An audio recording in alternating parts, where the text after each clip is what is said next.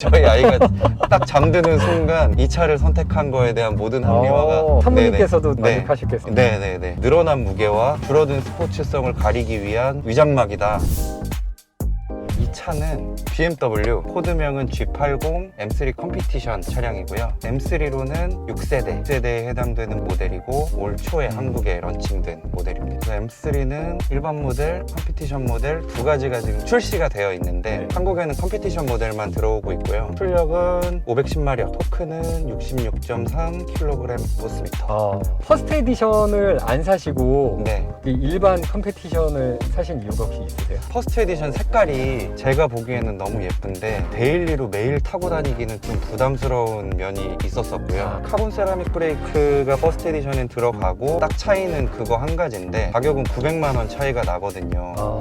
일반 모델들은 BMW 할인이 원래 많잖아요. BMW 코리아 온라인 에디션들은 할인이 없고 소비자 가격은 900만 원 차이지만 실제로는 1000만 원 훨씬 넘게 차이가 날 거라고 예상을 했고 나한테 카본 세라믹 브레이크가 필요한가 1000 몇백만 원을 더 지불하고 답이 아니다 여가지고 선택을 안 했는데 결론적으로는 차가 너무 안 들어와서 할인이 거의 없다시피 했어요. 그래서 나중에 뭐 요만큼 후회하는 점이 있었지만 저희 와이프가 녹색이었으면 아마 허락을 안 했을 것 같고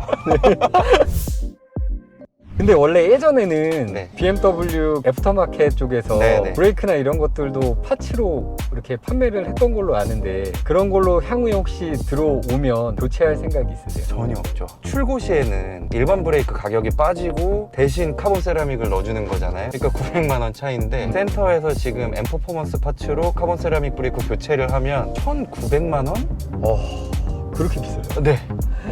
출고 한 다음에 카본 브레이크를 하는 거는 약간 비용적으로 효용이 좀 많이 떨어지지 않나 그런 생각이 듭니다. 정말 비싸네요. 진짜 비싸죠. 포르쉐 세라믹도 1,400만 원 정도밖에 안 하는데 포르쉐도 옵션 선택하면 한 1,300~400만 원 네, 정도 맞아요. 하잖아요. 따로 달려 그러면 네. 비용이 2배로 들 거예요. 일반 브레이크를 그렇다고 제값을 받고 팔 수 있냐? 그건 아니잖아요. 네. 맞는 휠이 있어야 되고 들어가는 차량이 있어야 되고 중고니까는 그만큼 빼고 팔아야 되고 그러니까 손해보는 면이 크죠. 중복 투자죠, 쉽게 말하면. 이 차는 데일리로 타고 다니시는 거예요? 예, 매일매일 타고 있습니다. 출퇴근도 하시고 출퇴근도 혹시 하고 뭐 불편하거나 이런 건 딱히 없으세요? 예, 전혀 없어요.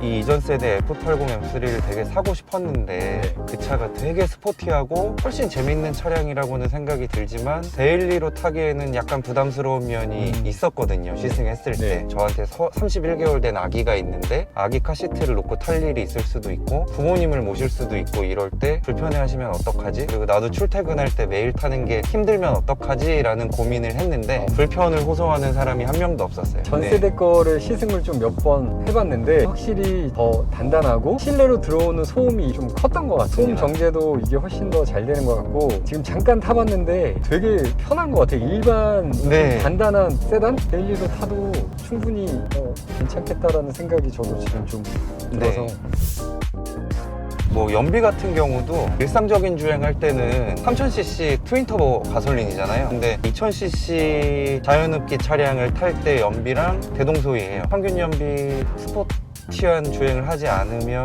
한 7km 내외? 고속도로에서 마음 먹고 연비 운전을 하면 크루징 할 때는 한 14에서 15? 하지만 막히는 길에서는 1km per 리터도 한 번 봤어요. 1km까지 나오네? 네네. 와. 금요일 퇴근 시간 걸려서 테헤란로로 오는데 디젤은 아무리 밀려도 10 아래로 잘 안 내려가잖아요. 1 나오더라고요, 1. 와. 이전에는 어떤 차를 타셨었어요? 아우디 A5 스포트백 1세대 페이스리프트 2014년도 4월에 출고해서 7년 조금 넘게 15만 킬로미터 타고 이 차로 바꿨습니다. 정말 오래 타셨네요. 네. A5 스포츠백을 7년 전에 사셨으면 디자인에 되게 네, 그 차를 산 거의 유일한 이유였죠. 네, 예뻐서.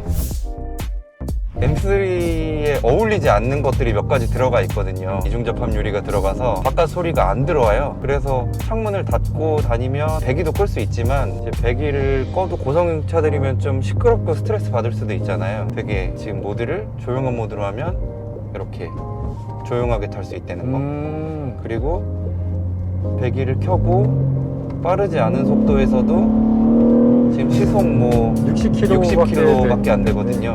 그리고 또 안 어울리는 게 메리노 가죽. 이게 너무 부드럽고 예쁘고 고급 가죽인 거는 알겠는데 얘는 스포티한 차량이잖아요. 메리노 가죽이 너무 약해가지고 신경이 쓰이는 거예요. 색깔도 밝고 그러다 보니까 주름도 좀 많이 생기고 친구들이나 가족들 탈 때 청바지 입지 말아라 막 이런 얘기도 하게 되고 나중에 더러워지겠지만 그 메리노 가죽이랑 이중접합 유리는 굉장히 좋지만 M이랑은 좀 안 어울리는 것 같아요. 아 근데 가죽이 네. 진짜 너무 부드러운 것 같아요. 네, 그렇죠. 너무 부드러우니까 이 착자감의 네. 느낌이 더 좋은 것 같아요. 네. 듀얼 클러치 빠진 거를 굉장히 아쉬워하는 분들이 많아요. 무게 늘어난 거. 아, 그거 네. 두 개가 이번에 M의 팬들이 제일 아쉬워하는 부분인데 듀얼 클러치 빠져가지고 이 철컥철컥하는 그런 변속감이나 직결감 이런 건 확실히 없어졌어요. 대신에 편해진 것도 있고 또 장점은 토크 컨버터다 보니까 미션이 아무래도 내구성이 더 좋을 거잖아요. 네. 저속에서도 지금 시속 30이거든요. 30. 다른 차량들이나 사람들이 없을 때는 네. 충분히 배기음을 또 즐길 수가 있네요. 재밌게 탈 수 있습니다. 기어 변속을 이렇게 패들 시프트를 이용해서 하는데 다운 시프트 하는 왼쪽 패들 시프트를 꾹 당기고 있으면 가능한 가장 낮은 단수로 한 번에 변속을 해주거든요. 지금 같은 경우는 4단이었는데 당기면 1단으로 바로 변속이 되고 듀얼 클러치는 바로 인접한 기어로의 변속은 굉장히 빠르지만 네. 만약 2단에서 4단으로 가거나 뭐 5단에서 3단으로 가거나 이거는 듀얼 클러치 원래 변속 속도만큼 빠르지는 않다고 BMW M 관계자들은 얘기를 하더라고요. 근데 이거는 변속 속도가 2배 정도 느려졌거든요. F80이 80ms, 이게 150ms. 근데 여러 단을 한 번에 건너뛸 때는 그렇게 느리지 않다. 이것도 뭐 변명이라는 사람들도 있고 진짜 좋아졌다고 하는 사람들도 있지만 장점인 것 같습니다. 다운 시프트는 네. 그래도 좀 괜찮다고 하시는데 네. 업 시프트가 많이 느리다고 하시는 분들도 네. 계시는 것 같은데 그게 네. 체감이 되세요? 저는 다운 시프트는 패들 시프트 써가지고 종종 하는데 내가 다운 시프트를 해서 다시 업 시프트를 해야 되겠다 하는 생각이 들 때 아니면 의식적으로 업 시프트를 하는 경우는 잘 없거든요. 악셀을 확 밟기 전에 갑자기 가속을 해야 될 때나 이럴 때 다운 시프트는 자주 쓰는데 업 시프트를 해야지 라는 생각을 하는 경우는 잘 없어서 한번 해볼까요? 잘 모르겠는데요. 생각보다 체감할 정도로 느리지는 않은 것 같아요. 이것도 또 그거 익숙해져 있으신 분들한테는 그렇게 느낄지 모르겠지만 일반 또 소비자분들한테는 또 이게 네. 느끼기 어려울 정도로 차이가 없을 수도 있나 보네요. 너무 느리다라고 이제 느끼려면 이전 세대 DCT를 굉장히 오래 탄 분들이거나 PDK에 익숙해져 있는 분들이나 네. 그런 분들 아니면 성능상으로 아쉬움을 느끼는 사람은 없을 것 같아요. 아무래도 M은 이제 뭐 절대적인 성능이나 이런 것만 가지고 타는 차는 아니니까 감성적인 면이 되게 큰 차잖아요. 소리나 직결감이나 이런 거가 없어져서 그런 부분이 오히려 아쉬움이 더 크지 성능상으로는 부족한 게 없는 것 같아요. 저는 아직 M에 익숙하지 않기 때문에 공장 출고 세팅으로는 네. 스포트 플러스 스포트에 M 다이나믹 모드로 차체 제어 장치가 제한적으로 개입하는 걸로 돼 있거든요. 그것만 DSC 온으로 해놓은 상태라 가장 단단하고 엔진 출력도 빡빡 터져 나오고 기어 변속 속도도 가장 빠른 상태입니다. 이게 제일 하드 세팅인 거죠? 네. 롤 제어가 되게 잘 되는 느낌이에요. 세단에서 나올 수 없는 움직임이 나오니까 소리가 나오는 것 같아요. 그리고 와. 이 상황에 따라서 네. 기아를 일부러 낮춰놓고 안 올려주고 이런 게 되게 똑똑하더라고요. 방금 전에도 제가 뭐 다운 시프트를 하거나 이런 건 아닌데 브레이크를 밟고 코너를 도는 상황이 되면 대가속을 할 상황이잖아요. 그럼 RPM 높여놓고 낮은 단수에서 기다리더라고요. 도는 능력치로만 보면은 너무 잘 달려주고 잘 돌아주고 재밌는데 반대로 너무 아무렇지도 않게 돌아버리니까 심심하기도 하고. 아직 아이가 타본 적은 없죠. 여러 번 타봤습니다. 시트 색깔 때문에 좋아하더라고요.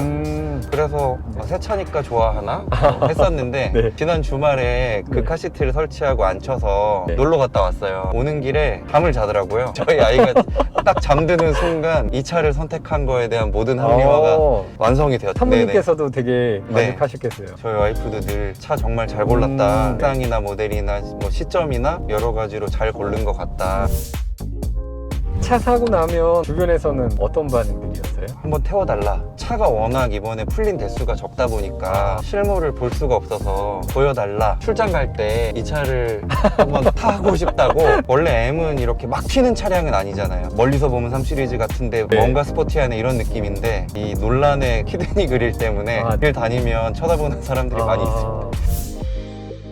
실내에서 어느 부분이 가장 마음에 드세요? 1열 시트랑 기어봉이요. 진짜 버켓 시트가 되게 얇은데 네. 이게 편하다고 해야 되나? 쿠션이 없는데 네, 맞아요. 빈틈이 없어가지고 네, 편하고. 그래서 실제로 BMW에서도 이 시트를 설계할 때 다양한 체형의 사람들의 몸에 모두 꼭 들어맞을 수 있는 의자를 만들자는 컨셉으로 개발했다고 에피소드에서 얘기를 했고요. 차를 바꾸고 딱딱한 차인데도 오히려 요통이 사라졌어요. 근데 땀은 많이 찹니다. 이게 네. 뭐 빈틈이 없다 보니까. 아, 그렇겠네요. 그럼 외관에서 가장 마음에 드는 곳은? 키드니 그릴 위에 파워돔이 사라지고 본넷에 패턴이 생겼거든요. 본넷 라인. F80은 컴피티션까지는 파워돔만 있고 CS 모델은 이제 카본 본닛으로 공기 흡입구랑 이렇게 쑥 꺼진 네. 형태의 파워돔이랑 연결되는. 이번 세대는 그건 없어졌지만 키드니 그릴 위로 이어지는 그라인이 못생겼지만 사나운 짐승이 인상 쓰고 있는 것 같은 그런 느낌이라 BMW 디자이너들이 키드니 그릴에 대해서 M 소비자들이 가장 원하던 게 일반 모델이랑 차별되는 외관이었다. 또 이 그릴 싫어하는 사람들은 늘어난 무게와 줄어든 스포츠성을 가리기 위한 위장막이다. 저울로 모든 시선이 쏠려가지고 차가 이렇게 편안해지고 얌전해진 거를 사람들이 이제 얘기를 덜 하게 만드는 장치다. 뭐 이런 사람들도 있고. 이 차량의 장점이기도 하고 제가 평소에 생각하고 있던 M의 장점이기도 한데 너무 식상한 표현이지만 네. 데일리성이랑 스포츠성을 동시에 가지고 있다. 그게 장점이죠. 물론 세대마다 모델마다 데일리성으로 치우친 M 모델도 있고 뭐 M2 같은 경우는 완전히 좀 스포츠 쪽으로 치우친 모델도 있고 하지만 기본적으로 모든 M 차량들의 공통적인 장점인 것 같아요. 단점은 저 평소에 되게 안전운전을 하려고 애를 쓰는 네. 편인데 쉽지가 않습니다. 아, 액셀러레이터에 오른발에 힘이 가잖아요. 어쩔 수 네네. 없는 본능 같아요. M3는 어떤 사람들한테 추천을 해드리고 싶어요? 이것도 식상한 표현이지만 한 대로 모든 걸 해결하고 싶은 사람들. 이전 세대 M3까지만 해도 티 안 내고 고성능 차를 타고 싶은 사람들한테 정말 딱인 차였었거든요. 그릴 때문에 지금은 3 시리즈랑 앞에가 너무 다르게 생겨서 남들 보는 시선으로는 티가 나는 차량으로 바뀌어버렸는데 용도로는 뭐 실내 공간이나 연비나 승차감이나 달리기 능력이나 이런 것들이 아주 다목적 차량이라 한 대로 모든 걸 해결하려고 하는 분들한테는 좋은 차량이라고 생각이 듭니다.